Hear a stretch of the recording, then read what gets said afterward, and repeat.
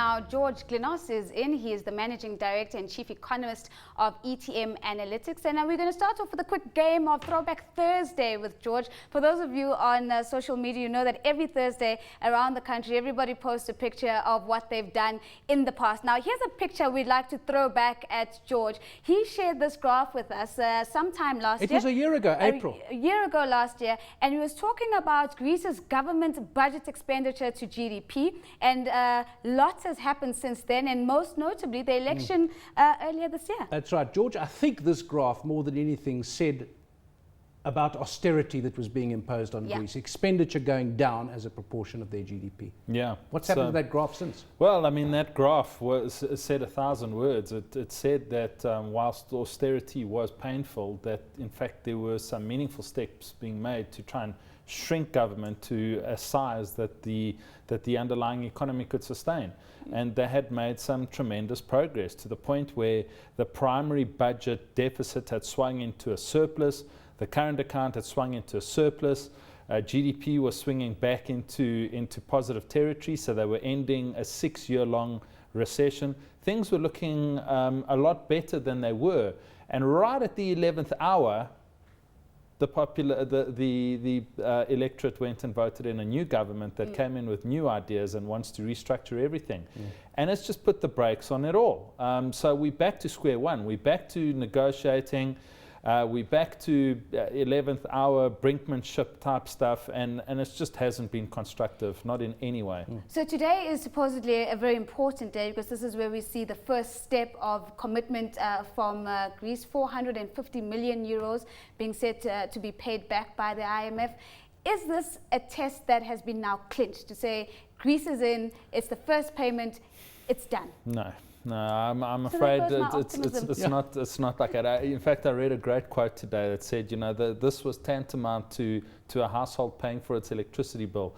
There's still many more payments that have to come before the end of the month. In Greece's case, they've got to find another 5.5 odd billion by the middle of July. Now, for any economy, that wouldn't really be a problem, but Greece can't tap the debt markets because investors don't trust it, and even if it could, it would be borrowing at levels of 10.5%, which is just purely unsustainable for an economy that's got a debt burden as high as Greece's. So quite simply put, they can't go to the debt market, so the only thing that they can rely on is going for bailout funding. So 450 million euros sounds like a lot, but when you say several billion, it looks very small, as you say. Yeah.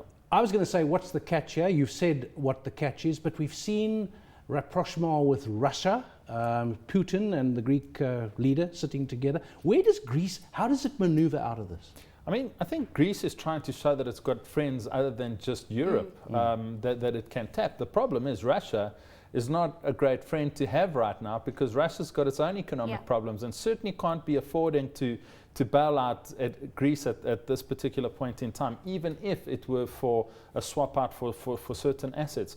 So I think Greece really does need to go back to the negotiating table. The government is going to have to swallow its pride and go back to a lot of what had been promised originally. Let's go back to the political implications, because swallowing their pride also means going back to the electorate and saying, maybe some of the promises that we put on our election campaign boards are actually not going to happen. But how can they do that?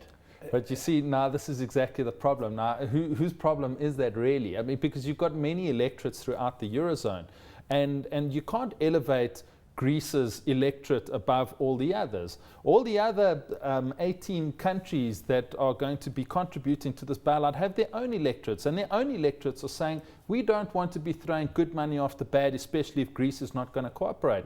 So the Greek politicians need to be careful about promising things that they practically can't implement, which is exactly what's happened in this case. And so ultimately, I think, if we go back to a referendum or there's a big internal ructions that manifest in Syriza as the party that's currently leading Greece, well, so be it. It's going to happen because promises were made that simply weren't implementable. Quick final yes or no answer.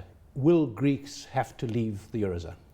I don't know that they necessarily have to leave the Eurozone. If they towed the line, they would probably squeak through. What will happen is that there's going to need to be a significant restructuring of their debt.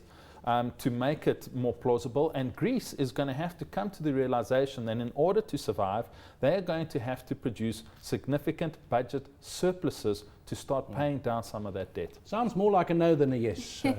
That was George Glynos from ETM Analytics. Thanks, George.